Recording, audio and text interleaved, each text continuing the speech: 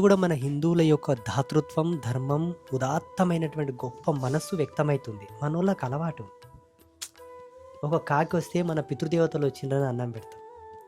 ఒక గోమాత వస్తే సాక్షాత్తు లక్ష్మి వచ్చిందని అన్నం పెడతాం. ఎవరో ఒక దీనుడు వస్తే అతిథిని గౌరవిస్తాం. మన మంచితనం. మన మంచితనాన్ని కాలరాయాలని చూస్తున్నాడు కాబట్టి కాలమే వాళ్ళని కాటు వేయడానికి ఇప్పుడు జరుగుతున్న పరిణామాలన్నీ. వాళ్ళ బతుకు వాళ్ళే నాశనం చేసుకుంటున్నారు. మనం బతుకునిచ్చాం, బతకమని చెప్పినాం. మనం ఎప్పుడు కూడా వాళ్ళ ఇంటికి పోలేదు, వాళ్ళ పిల్లల్ని, వాళ్ళ చెల్లెళ్ళని వాళ్ళని చెరబట్టలేదు, వాళ్ళ దేశాల మీద దండయాత్ర చేయలేదు.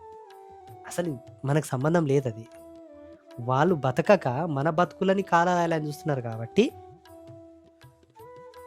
కాలమే కాలనాగై కాటేసి వాళ్ళ బతుకులే లేకుండా జరుగుతుంది. అంతే. ఇప్పటికన్నా సుధరాయించకపోతే